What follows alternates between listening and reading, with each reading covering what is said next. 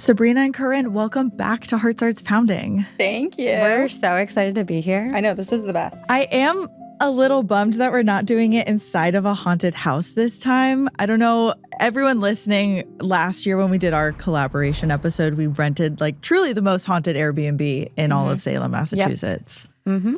And had a ghost hunt and made contact with a ghost. And solved a mystery. And solved a mystery. Yes, that was so fun. That was probably the most fun I had recording an episode last year. I know. That was wild. I think about that all the time. I truly could go do investigations all day, every day. It's my favorite thing in the world.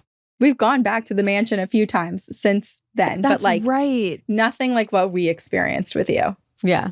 Have you done any other haunted locations for episodes this year? We went to the Witchboard Museum. Was that this year? That was right after. I think that was right after we did the investigation with you, Kaelyn. What's that one? The Witchboard? Yeah. So it's in Salem. It's a shop that you can go into, or it's really a museum, but it's this guy who's collected like thousands of Ouija boards. And this is just like a portion of his collection. Like his personal collection. Yeah. They're all on display. You can walk in. There's a community Ouija board there. Which we used. We did. We went overnight. We were the very first people to ever do an investigation there. Whoa. And we used the community Ouija board that everyone else has touched. And it was just, it was kind of believe it or not, spooky. It's like in the heart of Salem. It was pretty quiet. Like I feel like none of the boards themselves, if they were haunted, the entities didn't communicate with us. I feel like whatever was there, it was something passing through. I do know of one haunted board that he has at that museum. The one where, did you hear the story? I can't remember what the girl's name was. This was back in maybe the 1920s, where the mom and the daughter were playing. The board said to kill their dad. And so the mom convinced the daughter that she should kill her dad. And it was like this big legal question of like, was there something communicating with them, telling them to do it? Or was the mom planting that idea? I don't remember which one this was. There is a like little framed placard about it. But he even said that board has never caused him any problems.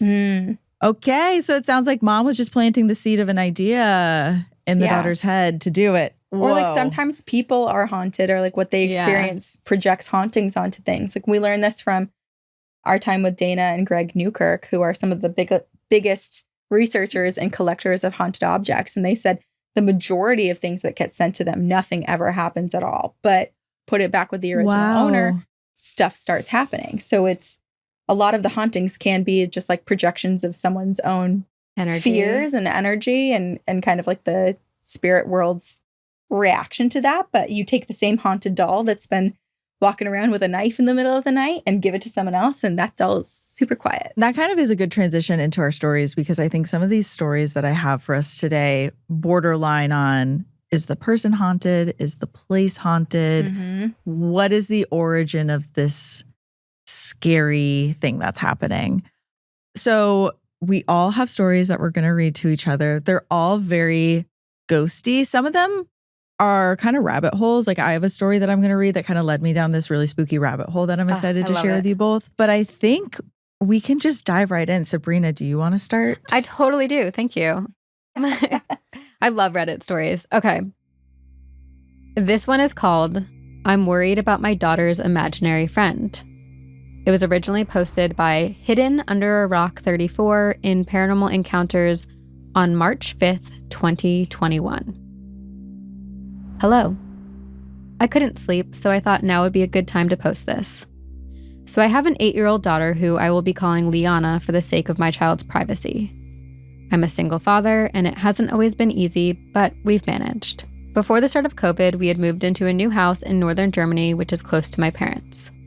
Soon after we settled in, Liana started to tell me about her new friend, quickly telling me only she could see him. I brushed it off as she has always been creative, and since we were under lockdown, I thought this is normal, especially since one of my friend's sons also had an imaginary friend. But over the next few months, she would continue to tell me about him, how he would play with her once I put her to bed, and how he knew magic, and how his favorite color was blue. I started to get a little worried as she seemed to know a lot about this friend. And at first I thought maybe she just was missing her real friends and my parents, So I started to spend even more time with her, even doing my work hours beforehand so I could spend the rest of the day with her. But she still kept talking about this friend. And everything changed 2 nights back. I had randomly woken up around 3 a.m. and I could just feel something wasn't right. So I got up and I went to check on my daughter Liana. She was sleeping in her bed. But her blanket was a little different than how I had left her. I figured she had just moved. But as I was leaving, just in the corner of my eye, I saw a figure in the window that looks out into the woods outside of our home. I stared at it for a good 2 minutes before it simply just disappeared. I really couldn't figure out what it was, and some part of me was just thinking it was my eyes playing tricks on me. So the next day, I asked her to draw me a picture of her friend. I don't know what came over me, but I really wanted to see if it was similar to what I saw. After 20 minutes or so, she gave me this drawing. I don't even know what to make of it, to be real with you. I sent it to my mom and the single dad group I'm in, and they all said it was scary as hell. I really don't know what to do at this point. I'm becoming worried for my child. I'm just hoping this is really in her mind, but I don't know anymore. Any suggestions or tips would be helpful, as I am also worried I'm overreacting. You want to look at the picture now or after? Yeah, so I'm going to put the picture on the Heart Starts Pounding Instagram for anyone who's just listening to the audio, but why don't you guys open the photo, because I have it here, and describe what you're seeing. It is of Liana in a cute little green dress and green little heels, holding the hands, if you can even call them that. They look like a rake. Each hand looks like a full garden rake. Okay, hands aside. Let's look at those red eyes. It's red eyes, like jagged, sharp teeth, with a red shirt, a yellow bandana, and purple pants. Kind of giving a little bit David Bowie. A little bit, yeah. David Bowie with claws. With claws, yeah. I don't love it. No. Oh my gosh. What would you do if you came home and Noah had drawn that? I was like, look at my new friend. Honestly, I might be delighted. I have a creepy kid. You can see ghosts. Like, creepy kid. Ask him a million questions. If he was scared, I think I'd be like very defensive and like gather all of my objects and things to banish this crystals creature. But well, this user does continue to share more information about the imaginary friend, which once you hear it, you'll change your mind about Noah drawing this. Spoke too soon. Okay. So, Hidden Under a Rock 34 says, he only comes to play with Liana at night, once I put her to bed. And he comes into her room, according to her. So I had a very serious conversation with her today, as I'm very worried, as I fully believe I saw something outside of her window. I just want some help from my daughter. She said his name is Wittig. I did a little digging, and it's an extremely old German name, which makes a little sense as we are from and live in northern Germany. But she has never been exposed to a name like that before, and I know no one in my family has that name. All of this started after we moved into our current home, so if anyone could help me, I would deeply appreciate it. I've been told my child might be sensitive herself, but I don't know much on these things. Also, he plays games with her. From what I can understand, it varies from playing with her toys to going outside and playing a game called Hidden. When I asked her what that was, she said it was a secret game and that I can't play it or it wouldn't be secret anymore. No, that is not okay. That's like the number one thing as a parent. Like, no other adults can never tell you a secret. You have to tell mom and dad. Yep. Yes, it is never appropriate for someone to say that they have a secret for you if you're a child. Never. Oh my gosh. And what is hidden? Well, and they're playing games outside, but he only comes to her at night. So she's leaving her room at night? Oh, that's a good point. Yeah, is she's sneaking out in the middle of the night to go see this Wittig character who lives in the German forest. Oh, God. Like, is Hidden like the imaginary friend, in quotes, taking her somewhere else? Oh, like in it's a like a world version of where- hide and seek. Like we're hidden. Yeah. Like daddy very- can't find you. It's fae. It sounds like all of the, like some It kind does. of fairy tale, that book. It sounds a lot like that, honestly. Or even Mr. What's-It in Stranger Things. Like it's kind of giving No, it does that have sort that. of experience. Yeah, where it's like, I'm your trusted friend, but are they a friend? Because it sounds like they're doing things. And this is what's so tough about stories that involve children and some spirit that seems to the child like it's a friend. Because it's like, what's the difference between a spirit that maybe is more of a protective spirit that is hanging out with your kid? And it's like, could this be a relative from however many generations ago, or someone who once lived in the house and they mean well? Or is this something that is doing the work now to gain the trust of your child, to Right. separate your child from you without you even knowing? I mean, a lot of German folklore and fairy tales do have entities stealing kids away. Yeah. Oh, yeah. We were just talking about in an episode, Der Schwarzmann, the boogeyman, the German boogie. It's just basically the German boogeyman.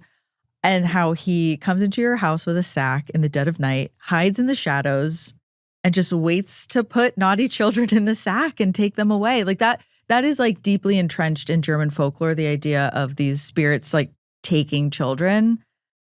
And now you have Wittig showing up to your daughter's window at night. And playing a secret taking game. her away and playing a secret game. Right. Yes. I hate it. Yeah. And there are a lot of responses. And then the original user does have a follow-up as well. Oh, wow. Yes. Oh, okay. Okay, so the first response is from a child therapist. Yeah. Child therapist here. Good. This has red flags all over it. Get a bunch of flour. I love how this is a child therapist / like witch. Yeah. It's like, not for the psyche of the child, but like you're in danger, Yeah. girl. Man. Spiritually. Yeah. Get a bunch of flour and pour it all over the ground by her window. See if you can catch footprints. Imaginary friends are more common for younger kids, but by 8, she should be moving on to more age-appropriate peer play. I am a believer in the afterworld, but we need to rule out all physical causes too. I would highly recommend finding a trauma therapist who specializes in play therapy to do an assessment. Meet with a therapist alone first to explain what is going on. I've worked on cases like this before where we never found physical cause. I determined and agreed that this was a spiritual form. I worked with the kiddo on expressing feelings about the figure and setting boundaries, but not every therapist has an open mind. And then we have another response, the final update from the original poster. Okay. This was posted March 9th, 2021, so 4 days after the original post?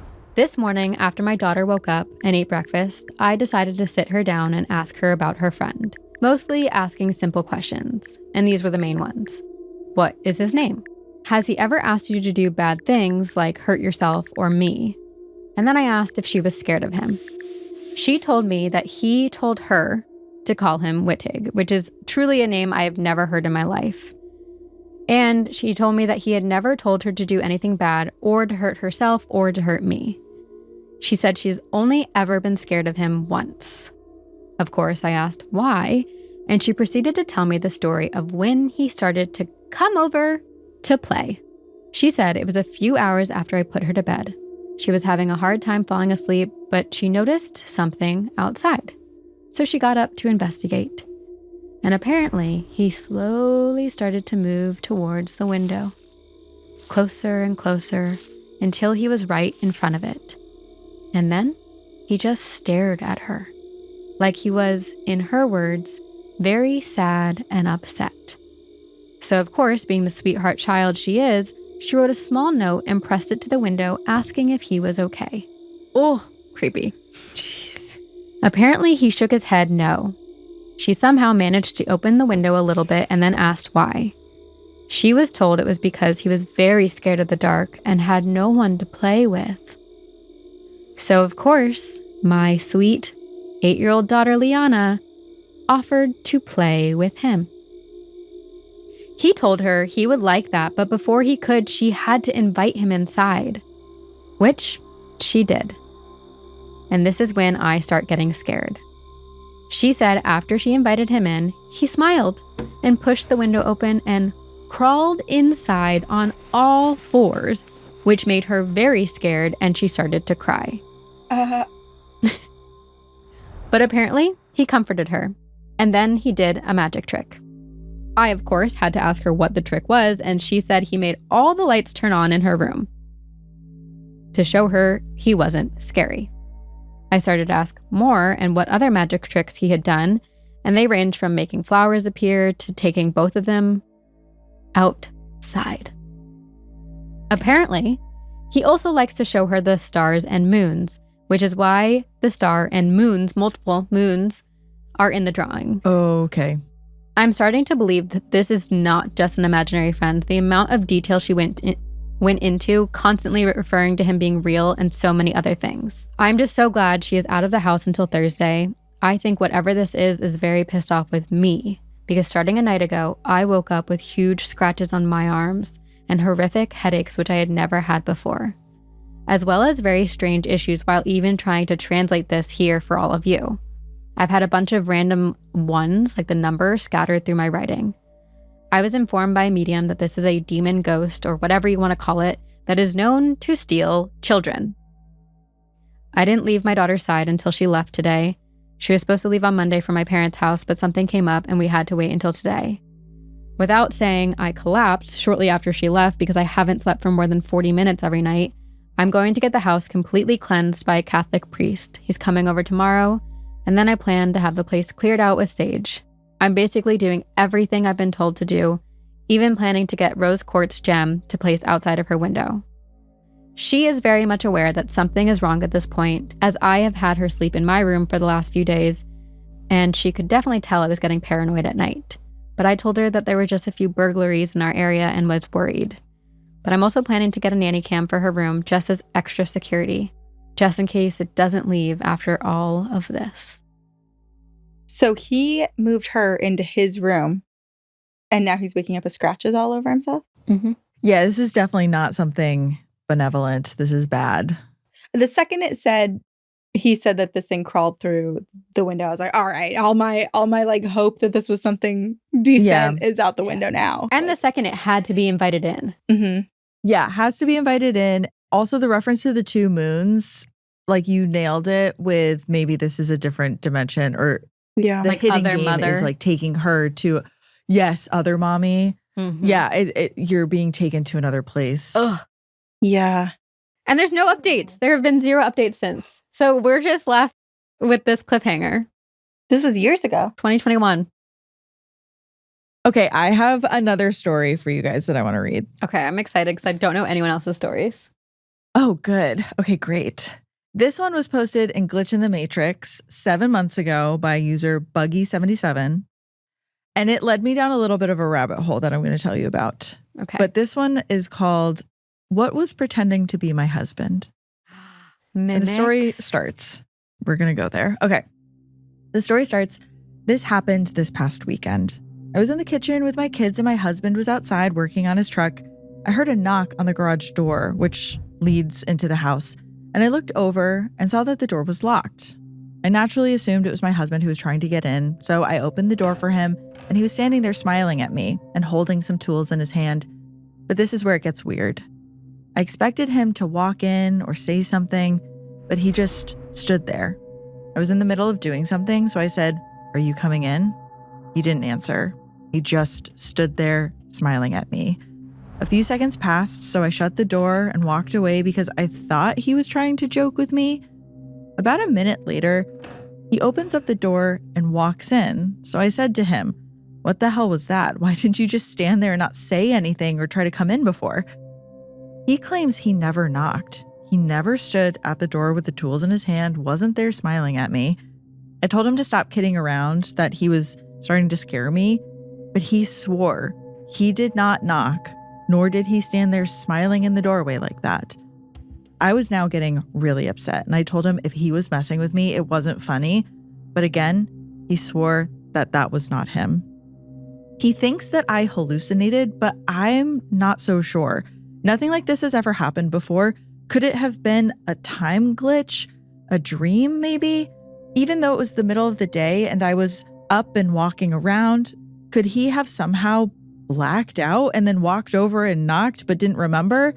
Not sure how to explain it, but this is freaking me out.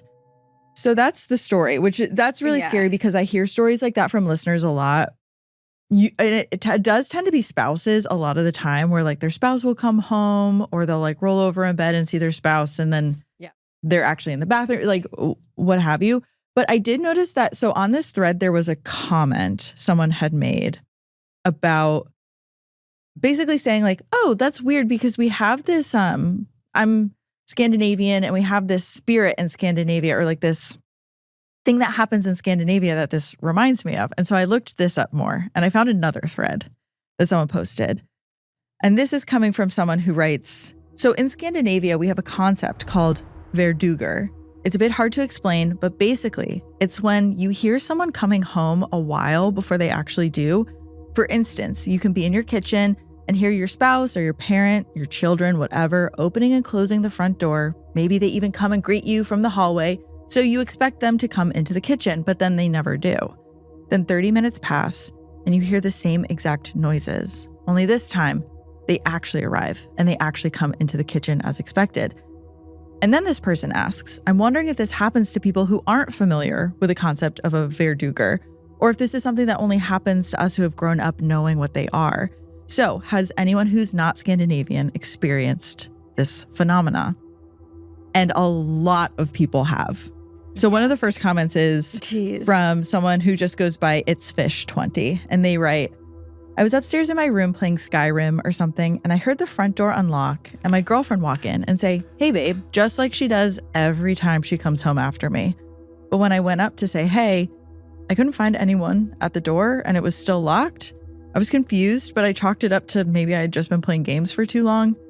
Well, like 20 or so minutes later, she actually came home and everything I heard the first time happened exactly again, except this time she was really there. And then another person writes, this actually happened to me when I was maybe 14 or 15. I was sitting at the computer in our kitchen and my mother was in the shower. Her boyfriend came home, opened the door, made eye contact with me, but said nothing. I said, did you have a bad day at work? And he stopped walking, turned to look at me, smiled, and then walked into the bedroom. My mom came out and asked me who I was talking to. And I said, JP just got home. He's in the bedroom. And she gave me this weird look. She went into the room and nobody was there. She thought I was pulling her leg. Yet I was able to accurately describe what he was wearing, despite the fact that I was asleep when he left in the morning. About 30 minutes later, he came home through the door wearing exactly what I had described. But he actually talked this time. Also, I'm born and raised in Canada, have never heard of this verduger concept. It's another thing that happens to people all over the world. I have so many thoughts though, because I feel like the first story and the last story are slightly different than the other ones. Where explain. The other ones I could see as like a glitch in time, right? Where like time happens and then it's like, oh, wait a second, like that wasn't supposed to happen yet. I don't know. I don't know the science or logistics behind it. Or like a different dimension bleeding through. Sure. A little early or whatever. But the first story and the last story, there's something a little off about them in the sense that both the partner and then the like mom's boyfriend stop, stare, and smile. And then go interact. Yes, the smiling. And that feels and they're menacing. Also seen. Like, it's not like they're just heard going through the motions or saying hello. Like, they're seen wearing the exact same clothes that person is about to come home in. Like, that one feels more menacing. Yeah, it feels more like that doppelganger concept, the mimic concept of someone or something pretending to be someone else and now interacting with you in some way. Yep. Yeah. But it's interesting because it's like, the thing with mimics and doppelgangers is they're supposed to look slightly off, right? But neither of these people said that there was something weird about it other than their behavior. Because normally it's like they look just a little bit different. Yeah, but if it happens maybe quick that's enough, what it is with the smiling. Yeah, it's like quick enough and it's the smiling, like it's the expression and the behavior that's just off enough rather than the uncanny valley appearance of them. Right. Kaelyn, did we ever tell you that I had like maybe a mimic or doppelganger of myself in this house? No, in the house you live in now? Yeah. No, you didn't tell me this. It was like a few months postpartum. There was so much activity when Noah was born. I wonder what you'll experience after you give birth. Oh my gosh. But It's creepy. Yeah. I was breastfeeding Noah at the time, so I wouldn't go downstairs at night. And there had been a lot of activity, and I won't get into all of the different things that happened. But after 9 p.m., like, I was not downstairs. I was upstairs. If Noah woke up, I just went in the room. A couple months after Noah was born, I'm outside, and my neighbor is like, who's a very no-nonsense guy. He's in his 70s. He spends all his time like gardening and going out with his friends and his wife or whatever. And he calls me over and he's like, oh my gosh, I need to show you this picture of what I was doing the other night. And he has a peach tree in his backyard. And there had been some sort of animal eating all of his peaches. So he was staking out the peach tree overnight. And around like 11 or 11:30 at night, he finds a possum eating his peaches. And he's like, I just had to show you the picture so that you knew what I was doing, because I saw you in your kitchen, like at the sink, watching me from the window, and you probably thought I was crazy. And I was like, oh, because he doesn't believe in the paranormal or anything. So just like, right. Oh my gosh, like that's so funny. But I was like, what the I was not outside, or I was not downstairs in the kitchen. Like, I haven't been in the kitchen past 9 p.m. for months now. The same week, my mom comes into town to visit. She's staying in the guest room. And the first night that she's here, when she wakes up in the morning, she doesn't tell me anything happened, but I decide to tell her what my neighbor had experienced. And she goes, oh my God, I was not going to say anything to you because I didn't want to freak you out. Last night, I woke up and there was a girl who looked a lot like you, but just different enough, standing over me next to the bed. No, you're kidding. She was like, I just told it to go away, and I closed my eyes and went back to sleep, because my mom has had a million experiences as well. She's like, I'm not with that right now. She's used to telling things to be gone. I fully believe that a part of Karin's soul did kind of chip off with all of like the postpartum and changes in life that you were dealing with. Very severe postpartum depression and anxiety. So we do think like the trauma piece of it was lingering. Well, I was going to ask, that's what I was going to ask. Like, do you think that there's specific parts of people's lives or times in people's lives where it's more likely for this to happen? Maybe because of, I don't know, like the postpartum depression or whatever someone's going through. Like, your soul does kind of chip off in a way. Yeah.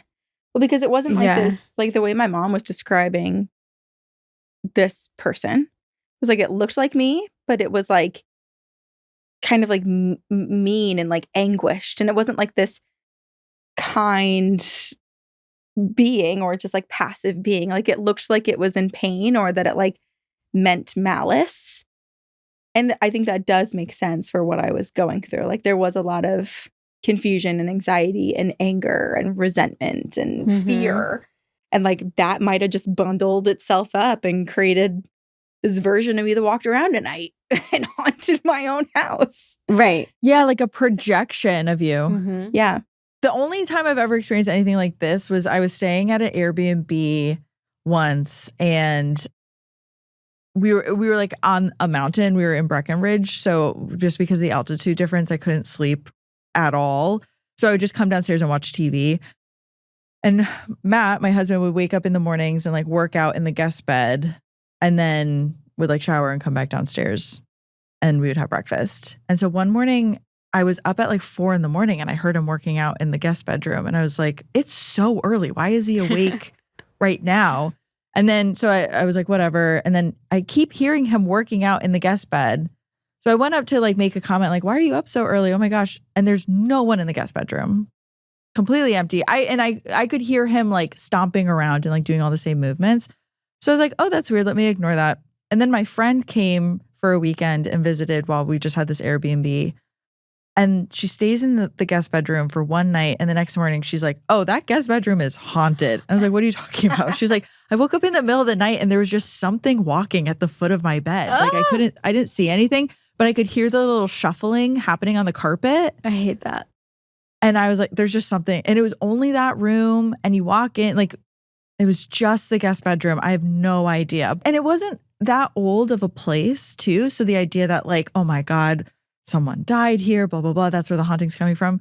But maybe it is that, like, residual energy of something that just hangs out there. Is it residual, or like was that spirit actively trying on people's different actions and personalities? Like, oh, let me see what it feels like to work out and do this routine. That's also yes.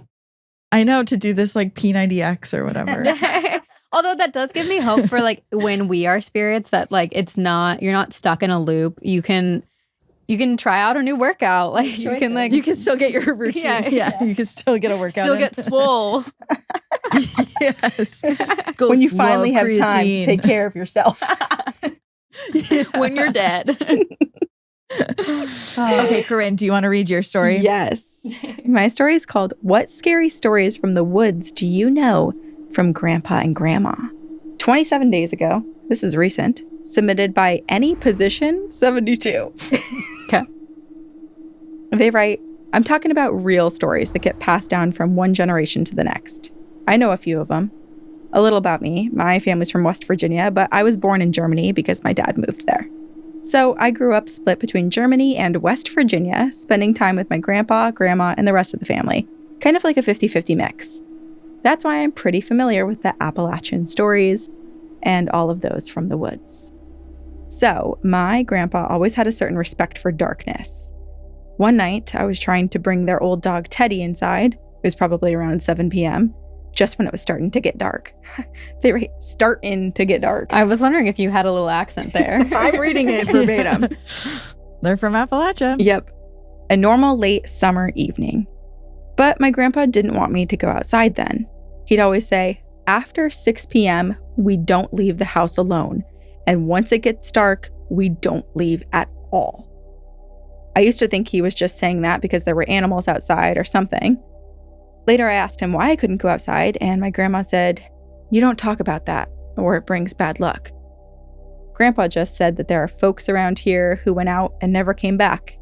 But when I asked why, he would just change the subject. It wasn't until I got older and started helping with hunting and woodcutting, and the woods became more a part of my everyday life, that my grandpa finally started opening up a little more. He told me the danger wasn't the woods themselves, but the things. He always called them things that watch you and want you to stay. Most of them won't hurt you, but they make sure you get lost.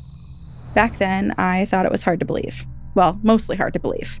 And I still do to some extent, but I figured if an 80-year-old man is saying this stuff, it can't all be made up. A few months later, I asked again, since he always shuts me down, and he said, boy, sometimes it's better not to know everything. But you really want to know, don't you? And that is when he started telling me a few stories. He mentioned that there was a family in the 1920s that had immigrated from Belgium, and they did not follow the rules. He said they would go out at night, unprotected, just by themselves, and some of them started to not come back. He told me a bunch of stories about people who went into the woods and never returned. He also said you should never whistle in the woods. If you do, everything goes quiet. No animal sounds, nothing.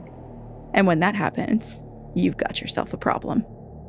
You'll feel watched, you'll get chills, and you'll start thinking there's something behind every tree. He said that when you whistle, you wake up things in the woods that should have stayed asleep. And if they hear you, they'll wait for you. Another rule we had was no music. No playing music, no listening to music while you worked, while you hunted, nothing. Not because of the animals or anything, but because the forest has its own rules. Break those and you won't make it back home very easily. He said too much artificial noise, whether it's whistling, music, chainsaws, or motors, can invite these things to come after you. They'll get mad. They'll stalk you. And the noise just makes them angrier. Another story, there's these old abandoned cabins that people avoid. The cabins are empty, but something waits there. If you walk by, you'll start hearing things. Sometimes a footstep, sometimes a whisper, but you won't see nothing. He said that's when you walk into a trap, because the woods want something from you. I'm not entirely sure what to make of these things. Ironically, he says that Hollywood monsters like Bigfoot are made up nonsense, but his own stories, he stands by them. The reason I believe him, at least a little, is because sometimes you will find footprints in the backyard, especially at our woodcutting site. And then these wooden symbols, like a W in the woods, I've only seen them once and then never again. Like Grandpa set them up or something. But I gotta admit, I do have a mix of respect and fear, even if I'm not fully convinced. In Germany, they just laugh at stories like this. Gosh damn Appalachia. Oh my gosh. Like Germany has so many horrifying tales, but like they hear of the creatures in the woods in Appalachia and they're like, hocus pocus. Posh posh. Or they laugh because they're like, that's nothing compared to what we have. Yeah, you heard of Krampus? Like, oh, you think that's scary? We got Yeah, creatures right, waiting right. with sacks. Literally. Well, there's a huge tie between, like a lot of Appalachia was settled by Germans. So a lot of there's like two schools of thought, right? That like the folklore that came from the German woods just made its way over to Appalachia as people were immigrating. And then there's also people that are like, no, a lot of those creatures made their way onto the boats and then came over here. So there's a lot of like the Appalachian lore of dog creatures that live in the woods is very like rooted in old German folklore. Oh, it's almost like that's even more terrifying. It's like old German folklore and this idea of these creatures getting on the boats, coming over here, mixed with like the Native American, like tribal, like superstitions. Oh, and, because there are so many spirits and nature creatures spirits. The Appalachian Mountains are like the oldest. They're older than Pangea. So yeah, they're freaking old. They are ancient, and Old with as ancient hell. mountains comes ancient beings, I do believe. Yeah, I mean, you guys have covered so many Appalachian stories. They're addicting. They are. Addicted to Appalachia. I'll tattoo it on my head. We have a couple comments. Should I read them? Oh, yeah. Okay. One person wrote, "This story is from my very religious grandmother and has since become somewhat of a legend in our family at this point. Decades ago, she and my grandfather were living in the woods of Northern California on a secluded ranch house. One particular night, she was awoken suddenly by my grandfather, who was muttering something under his breath. As she recalled, he was seated upright in bed next to her and just staring ahead unwaveringly, calmly repeating, 'I rebuke you in the name of Jesus Christ.' She turned to see who he was speaking to, and to her shock and utter surprise, instead saw a thick green cloud of smoke hovering just beyond the foot of her bed. And not like an airy mist, but rather a condensed, undulating storm cloud. Obviously startled by the sight, she said my grandfather calmly said, 'It's okay, dear. I'm taking care of it. Go back to sleep.' And as far as she recalls, the cloud gradually dissipated and they both eventually slept soundly the rest of the night, despite the disturbance. Both of them experienced it and remember it vividly up until their passing." Well, hell yeah, Grandpa, for handling it. Right? I'm like, is this something Grandpa sees a lot? Like, he was so calm, cool, and collected. Maybe it was like lore in his family too, right? Damn. Like the green mist that comes. The I don't green know. storm. Oh, yeah. Okay, but now we have a comment from Roanoke, Virginia. "My grandma grew up in a holler near Roanoke, Virginia with no indoor plumbing or electricity. When they were teens, she and her sister would sneak out to this old abandoned mining town on the ridge to smoke and play cards. The town at this point had been empty for 50 years and consisted of a few bare foundations around a collapsing wooden church. The locals avoided it, so it was the perfect place for teens to go hang out and get up to stuff that their parents wouldn't approve of. Well, one day, as they were cresting the ridge, a man with the head of a goat stepped out of the doorway of the ruined church and stared at them, then gestured for them to come closer. They ran all the way back off the ridge and didn't visit anymore." Like, was it a man wearing a goat's head or like his head was replaced by a goat's head? I've gotten a few stories from listeners in India that reference this goat-headed character. Oh, interesting. Like, I wonder if that's also another thing that just kind of shows up in different places. But yeah, it's like body of a human, head of a goat. It does feel very bad intentions. like devilish, Yes. especially in Roanoke. Well, also just like the fact that it was abandoned and where it is, it did make me question, like, was this someone who just maybe wasn't completely okay at that point and was like just a human wearing a goat head? And which one is worse? I Right. think a human wearing a goat head is worse. I would Yes. much rather like encounter a demon being who has a goat head. They can't help that. That's just how they look. Right. Yeah. Right. But to actively choose to put it on, ooh. It also is kind of reminding me of I can't remember the name of like the being, but in American Horror Story Coven, when Queenie is attacked by that guy who's like, he has like the head of like a goat with the big long horns, but the body of a man. Even the season of American Horror Story Roanoke, where Lady Gaga has like the goat horns. Yeah. There's a lot of demonic imagery across the board here. Yeah. Scary. Whoa. Stay away from the woods. I guess so. Yeah, geez. I talk about this in an episode, but my grandpa's from Appalachia. He's from Tennessee. And he was also always told to not go in the woods. Don't whistle in the woods. Don't look at the trees in the woods. Mm-hmm. And he and his friend have these stories of when they would go to the tree line at the woods when they were little because they wanted to break the rules because everyone was telling them not to do this thing. So they wanted to do it. Yeah. They would hear a woman scream every time they would get to the tree line. Common. And they would freak out and they would run away. And what they eventually found out was there was like this really big moonshining operation in the woods in their backyard. And so all the adults were telling the kids, like, don't go back there because you just don't want to mess with what's going on. You don't want to know what happens when a bunch of illegal moonshiners catch you, see kids. Yeah, catch you basically and think that you're maybe going to turn them in. So there, like a lot of the folklore had kind of been rebranded to, I guess, protect kids from the stuff that was actually happening in the woods. Interesting. But still so scary. Also, that doesn't explain the woman screaming. Like, to me, that almost makes me think that there is a entity in the woods who's trying to protect the children from the bad people in the woods and is screaming to scare them off, which I like. I mean, it's sad that she's screaming, but if it scares them away from I love protector spirits. Yeah. Yes. Me too. I love a good protector spirit. Okay, actually, I think you'll like the next story. I love it. Okay. I'm really excited. Okay, great. Okay.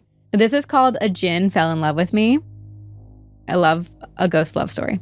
Wow. I've never heard of a djinn falling in love with someone. And it's from Legitimate Bug in 1931. It was posted 4 years ago in Ghost Stories. Okay. So, I was showering last night and sometimes the light flicker. But this time when they flickered, it was different. I thought nothing of it until I popped my head out of the shower to change the music. And I look forward, and there is a face drawn on the mirror in the fog. Not only that, but it looks exactly like me. I was so terrified I didn't know what to do. I was frozen and shaking. So eventually I called my friend to calm me down. I was just telling that same friend some paranormal experiences I had had about an hour before my shower. So maybe that triggered something? I was looking in the same mirror prior to getting in the shower, and I think maybe something might be making fun of me in a way. I took so many photos of the drawing, but this looks like the best angle to me. My whole family sees it, so I know I'm not the only one. And there is a photo. And then there's some more updates, but let's look at the photo. Yeah, let's look at the photo. And again, if anyone's listening just on audio, I will have it on the Heart Starts Pounding Instagram that you can go check it out. On Reddit, you have to click to see it because it says it's not safe for work. Yeah. It kind of looks like a Picasso rendering. It's very like Guernica. A little cubism there. Yeah.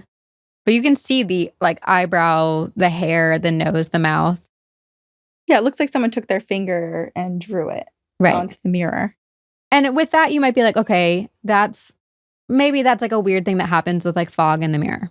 But maybe naturally it draws images of people. Well, you know, like it could just be like pareidoia where your like eyes create patterns that aren't necessarily there. But we have updates from the original poster. I don't enjoy speaking on this topic. It causes more activity in my experience. But I did gain insight that really spooked me. Since this portrait was done, I had a portrait done by a spirit. I've had more experiences where I will leave the shower to find messages written in the fog. It looks like a different language or inverted, like it was written from the other side of the mirror. I have found ways to cope, like I only shower with the door open so it doesn't fog up the mirror, or I only shower when the sun's out, etc. But ultimately, it still happens, and every time I step out of the shower, I have a queasy feeling. I researched and researched, but nothing was similar to my situation, only learning that mirrors can be portals. That's about it. Every year, my very religious grandmother who lives in Alexandria, Egypt, comes to the US to stay with my family. So I decided to tell her my story to hopefully get answers, and boy, did I. So, jinns are a specific type of entity in Islam and the Middle East, so there's not much information on them in the US. There are good jinns and bad jinns. It is said that some people have jinns as slaves to clean the house and complete other tasks. And it is said that jinns have fallen in love with humans and also marry them. And now this is local information and lore that has been passed down through generations. But here's the interesting part. My grandma told me that she is from the same region as my original ancient jinns, which I believe is my answer to all of the paranormal activity me and my family have encountered. My dad grew up in Egypt and had an experience in his childhood that he still has never told anyone, and we all know not to ask. My uncle as well, all on that side of the family. But immediately my grandma and cousin provided me an explanation for this haunting I was experiencing. They said that jinns can live in mirrors that act as portals. There must have been one inside my mirror, and it fell in love with me. And the drawing was its way of showing its flattery towards me. My grandma also told me that I am beautiful just like her ancestor who had the same thing happen to her. Now jinns, they can fall in love with you for many reasons, such as if you spend too long in front of the mirror and look at yourself in the mirror for too long and too often. Basically, they'll fall in love with you because of that. Or if you stand naked in front of a mirror, etc. My cousin told me a story that freaked me out so much. It's a little bit of a reach, but stay with me here. Not too long ago, maybe 20 years ago, everyone there had heard of a man who admired himself naked in front of a mirror so often that a jinn woman fell in love with him. Apparently, she took him to the underworld and had babies with him. He went missing for years, but eventually came back, which is how we now know what happened. I mean, I have mirrors all over my room, even across from my bed. It's hard to go around that. So my grandma gave me a chapter of the Quran to read and some rituals to do, such as only stepping into the bathroom with my left foot and exiting with my right, and to never sleep naked. Anyway, that's about it. I thought it was an interesting story to tell, and hopefully I don't get sucked into the underworld and have a jinn's baby. Man, imagine that being your sort of like familial curse, where it's like, you're just so pretty, and the people that are pretty in our family end up getting taken by jinns to be married. Yeah, all these jinns keep falling in love with them. It's wild. I love a story of ghost romance. I love ghost romance, and I love mirrors too. Like the mirror element of it is so interesting to me. Now I want to know that guy's story. Like what happened to him for decades? Did it feel like decades that he was gone? Right.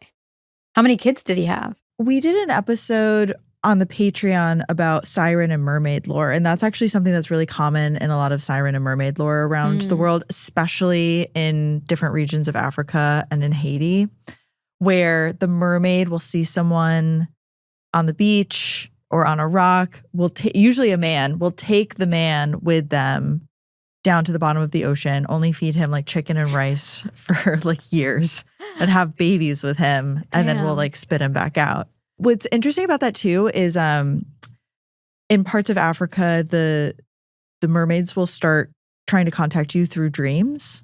Whoa. That's how you like start knowing that a mermaid is interested in you. It's like, I guess kind of like the mirror element, but in this case it's dreams. Right. And they did a study and they found that, I forget which region it is, but psychologists that were seeing male patients found that 10% of male patients had these visitation dreams from mermaids.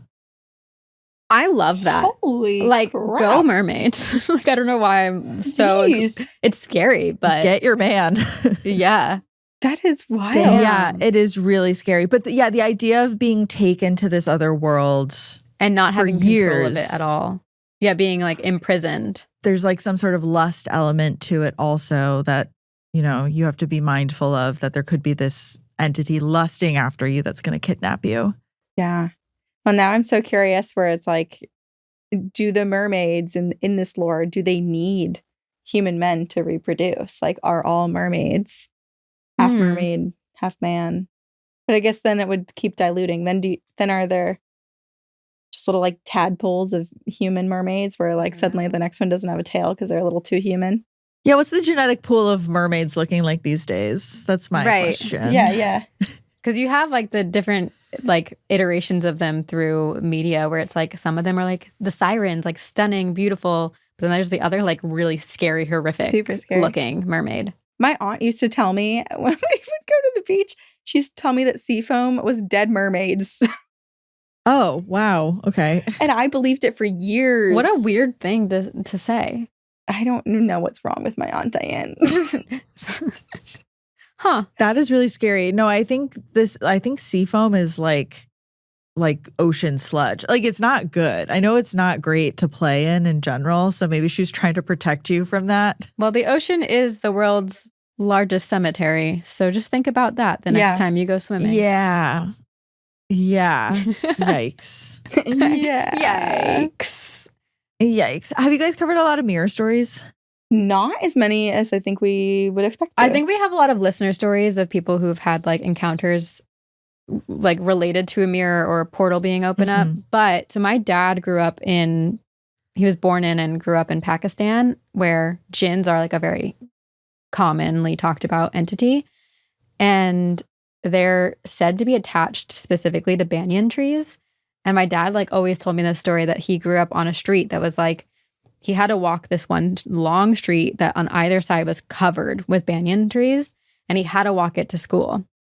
And he said it was like the scariest street. Like, didn't matter. It could be broad daylight. It was always so scary. And it would always feel like he was the only person on that street, and that like the spirits would mess with him. And like there were multiple times where he'd be walking under the banyan trees because he can't avoid them. And like a spirit would push him or like whisper or make like little remarks. Sounds terrifying. Yeah. That is horrifying. And they were all jinns. That was the lore. Yeah, there's a lore that like that jinn spirits live in banyan trees. Wow. Mm-hmm. This is like the wildest, like back in my day, I used to have to walk 5 miles to school. It's like back in my day, I battled jinn in the banyan trees on my way to school. Jeez. Oh my goodness. Yeah. That is really scary. Have you ever had anything happen with a mirror? No, not necessarily. I mean, I always, again, kind of the relating it to when you hear something from different cultures, it's like, what's going on? I know mirrors are really big in feng shui. Like there is something about the energy of where you place mirrors that can affect the energy of your living space. So even in cultures that don't necessarily believe that there's entities or ghosts hidden in these mirrors, it's like, well, you still don't want to put one over your bed, or you don't want to have two that face each other because the energy might be off. The two facing each other is like, doesn't matter where you are, it just gives me bad vibes. Yeah. I don't want to see myself that many times repeating. And then 2, like, I don't want to know what's like hiding in there. I thought about that when we were at the Henry Derby house last year, because a lot of the stories were that you would look in the mirrors and you would see something behind you. So I kept looking in all the mirrors to see if I could, once you guys left, I was like, well, maybe I could find some more evidence or whatever. So I was, tempt fate. Like I was looking at all these mirrors and so many of them are facing each other. So you'd look in on one side and it would just be that long warped portal effect that happens. The new Conjuring movie. movie. No wonder all of the stories. Oh yeah, and the new Conjuring movie. That one too. scene. Oh, I don't even know it. She's trying on on wedding dresses, and she's in this like mirrored, locked dressing room. It's scary. Oh God. You can and imagine. you can't tell which one of her is the actual one and which is a reflection. Oh, and hell no. it's That's very fun house. very scary. Yeah. We did look in a scrying mirror in the basement of the actual Conjuring house. We did do that. What's a scrying mirror for those who might not know? It's a dark mirror, so they're created and they're supposed to be some sort of like portal, essentially. It's a form of divination. Yeah.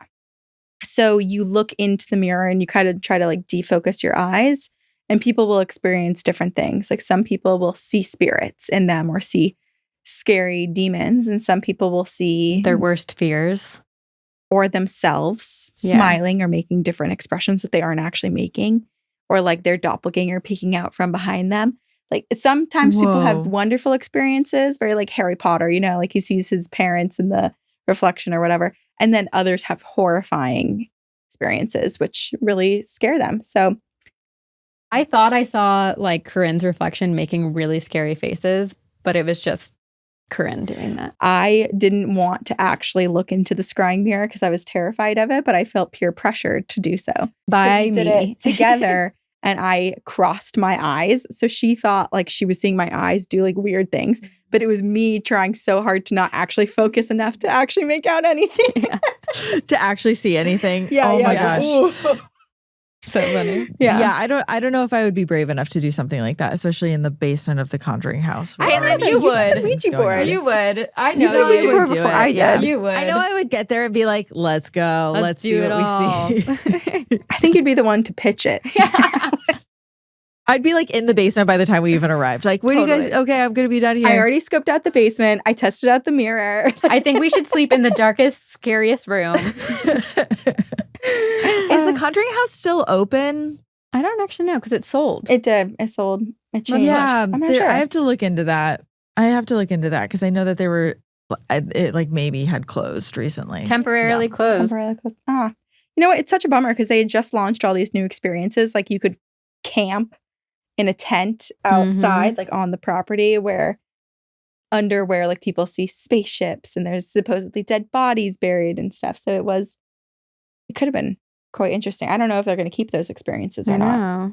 Well, now Matt Rife is in charge of the whole museum, right? The Warren Museum. Everything. I forgot about that. I blocked that one out of my He'll memory. save us. I know. Since I when? know. Like he had never mentioned the paranormal before.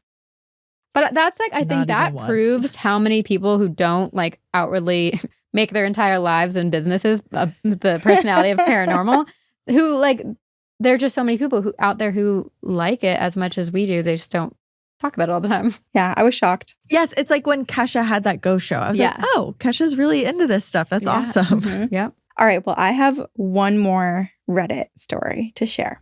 This last story is called, Does Pregnancy Increase Supernatural Activity? I can at least say postpartum did. Okay, this is from 7 years ago, submitted by SmartyCat77. They write, this happened more than 18 years ago. I've shared it randomly here and there, but just now got onto Reddit and I figured this was a good place to talk about it. I've been wanting to hear others' take on it forever. My now husband and I were dating at work secretly. I'm sure some of our coworkers knew or suspected. But one day I encountered a man who was not a coworker. We worked at a conference center and he was an event planner / coordinator at one of the events there. My boyfriend / soon-to-be husband and I accidentally got pregnant. We were still in the process of figuring things out and no one at the office knew yet. I estimate I was probably between 4 and 6 weeks pregnant at this point. I was filling in as receptionist, and this was not my normal post, and I generally worked on a different floor of this conference center doing something else entirely. This event planner came in to start setting up for his event. I greeted him when he introduced himself and shook my hand. He then paused immediately upon grabbing my hand and said, "You're pregnant." Luckily, we were in a semi-private front office. I demurred very quietly, telling him that no one knew yet. He said something to the effect of, "Okay, but it's a girl, by the way." And he was correct. My daughter is now 18 and she's at university. I never saw this man again, as his event was on the weekend and this was a Friday and I didn't work weekends. And by the way, my boyfriend, now husband, could not have told him, as he worked in a back office. He was much more invested in keeping this a secret, as he was in a career job where I was a university student, kind of just passing time through this job. And we were both more worried about the effect on his position than on mine. He did not have contact with any of the clients directly. He was an accountant. Plus, obviously, he told me that he didn't want to tell anyone. This was the only paranormal thing that has ever happened to me directly, or that I've witnessed myself. Any thoughts? And by the way, I don't know if this matters much, but I was about to be 21 at the time. Damn. Bricky Nick responded, "I don't have an explanation for this, but I do have a similar story where I was the one who knew someone was pregnant. When I was in college, I belonged to a club that was sponsored by a local nonprofit. One of the women who worked for the nonprofit would attend our meetings, and at the end of one of these meetings, I watched her stand up, took one look at her stomach, and I just knew she was pregnant with a girl. She was really thin. She did not look pregnant at all. About 2 weeks later, we were both attending a club event and she broke the news to me that she was pregnant. I told her about my weird experience of having known already, and she was stunned. She didn't even know she was pregnant at that original meeting. this baby was also a girl. I have no explanation for it. It's not something I can control. From time to time, I will have these experiences of knowing things before being told. And sometimes I'll have these experiences and it'll just be slightly off. For example, I was going to go meet a potential roommate when another roommate and I were looking for another person to live with us. And the potential roommate said he had a dog. On our way to meet him, I kept asking if his dog's name was Cody. Turns out it was Coda, so not quite right, but really close. Enough to be weird. This reminds me so much of, so we love going to get our aura photos taken at this place in Salem called House Witch. And which you did too. Yeah. Yes. Per your recommendation. Yeah. Love them. Obsessed with them. But we were asking them about like cool things that have happened when people take aura photos. And they took this photo of this girl and there was this like green light in her stomach. And keep in mind, like, this is a stranger. So the girl reading the aura was like, this is like a lot of growth energy. And the girl starts bawling because I'm going to get emotional. She had been trying to get pregnant for a really long time. And she was like a day away from like the time where she was going to take a pregnancy test to find out if she was pregnant. She was like crying because she was like, does that mean I'm pregnant? Or like, does that mean whatever?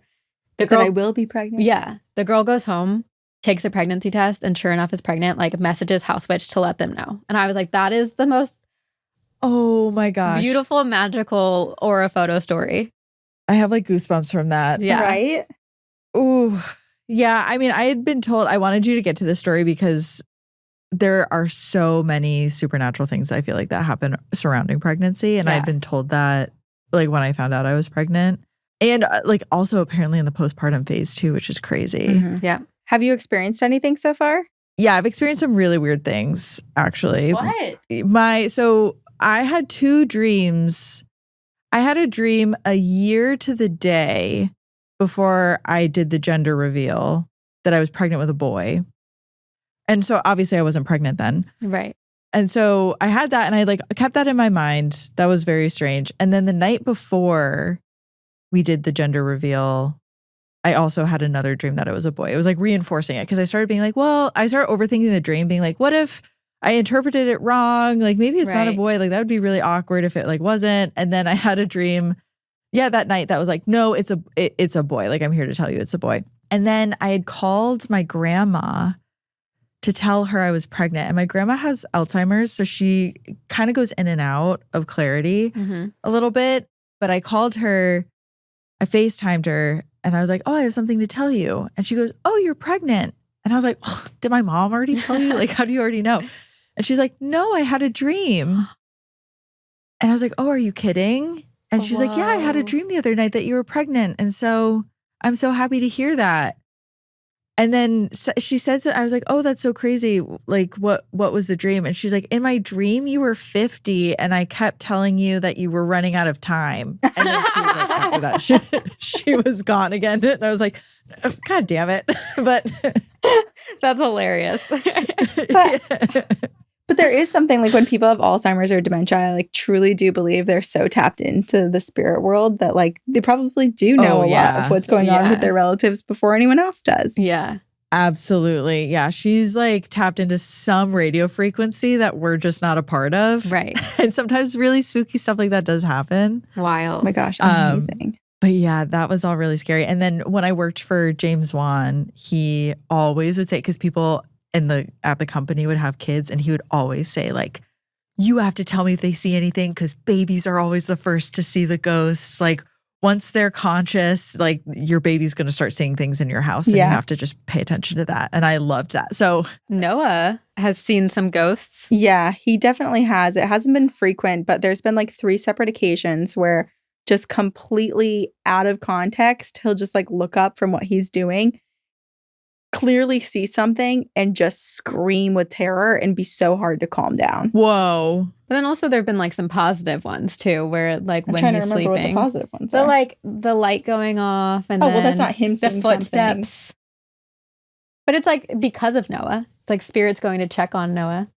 I think it was checking on me and my mental health. Or that too. Yeah. So he's seen that. But then like I did have multiple things like when I was in his room having a hard time where like I'd walk in the middle of the night to go feed him and his light would turn on as I walk in. Or I saw footsteps walking outside of his door, just like kind of pacing back and forth, like checking on me in the middle of the night. It was a lot of stuff in the middle of the night. And then when my Grammy, she passed from dementia, or not from dementia, but she had dementia for a long time and then she passed a few months ago. But when the week that she was like very actively dying and was like everyone was going to see her, she had a moment where like, I think she kind of did die. Everyone went in and said goodbye and she wasn't breathing. I wasn't there. And then at that same moment, which we only made the connection a couple days later at her funeral when I told my aunt that, and she was like, what was the day? What was the time? And then my aunt told me that this happened. So from my perspective, it's the middle of the day. It's like 2 p.m. or something. And I'm with Noah in his room and I see footsteps underneath the crack of his door. And then the door handle turns and it opens and there's no one there. Oh my gosh. And I was like, what in the heck was that? Then a couple days later, my Grammy passes. At her funeral, I'm telling my aunt this. A couple days before she actually passed, on that exact day, around that exact time, everyone said goodbye because she stopped breathing for several minutes and they thought she had died. And then she came back and lived a couple more days. But she came to check on you and Noah before. Yeah, and she loved babies. So my aunt was like, oh my God, she went to go see the baby because she never got to meet Noah. Yeah. Oh my gosh. So that was her going and checking on him. Yeah. And she was such a little person. Like she was like, I always said she was like 4 feet. She was like maybe 5 feet at her like tallest of tall. And I think like in old age, she like probably shrunk down to like 4'7". Like she was a little tiny person. And so like seeing the kind of like smaller footsteps like made sense outside of the door too for her. Yeah, that she was just there checking in, making sure she was able to see him. So you have so many more hauntings to look forward to, Kaelyn. I know. I can't wait. We better be on the receiving end of a text. I don't want to say selfishly that's why I'm doing this. Right. That's the only reason. Oh yeah, people are already like I'm just gonna start taking my son to Airbnbs and be like, what do you see? Yeah. Where's the energy? What do you feel? Tell me where to go. He's your divination tool. Yeah.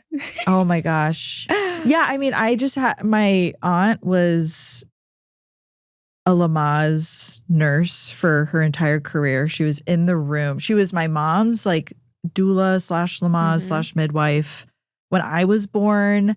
And she was my grandma who has Alzheimer's. They were best friends like in girlhood. They just known each other forever. And it's like opposite sides of the family, but they grew up across the street from each other. So it was just kind of this weird like kismet that she's just always been around my life, I guess. She threw the baby shower for my mom, was in the room when I was born.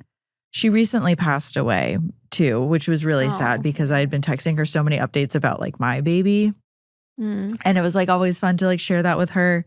But I don't know. I just feel her so much. Yeah. Oh, for sure. Since that. And like, yeah, I just know. Like I know she'll be there when I have my baby. Well, it'll be interesting to see how she manifests once he's here. Well, thank you both so much for coming back to Heart Starts Pounding. Thanks for having us. I really enjoyed the stories that we read. I think they're very spooky. I'm very curious now to hear from the audience what they think. If anyone listening or watching has ever had a spooky supernatural pregnancy story or has heard about these like verdugers. I'm like very curious to hear more about these like mimic stories and just what people have experienced. Yes. Can never get sick of this stuff. Imaginary friends. I want them all. Yeah. Yes. And of course, if anyone wants to check out more from Sabrina and Karin, you can check out 2 Girls, 1 Ghost wherever you get your podcasts and on YouTube as well. They'll be tagged in the video so that you can easily find them and subscribe. Or we'll find you if you don't find us. Or they will find you. They will hunt you down. Polite threats. Yeah. All right. Well, thank you so much. And we will see everyone next week. Bye. Bye. Bye. Heart Starts Pounding is written and produced by me, Kaelyn Moore. Heart Starts Pounding is also produced by Matt Brown. Our associate producer is Juno Hobbs. Sound design and mix by Red Rum Creative. Special thanks to Travis Dunlap, Grayson Jernigan, the team at WME. Have a heart pounding story or a case request? Check out heartstartspounding.com.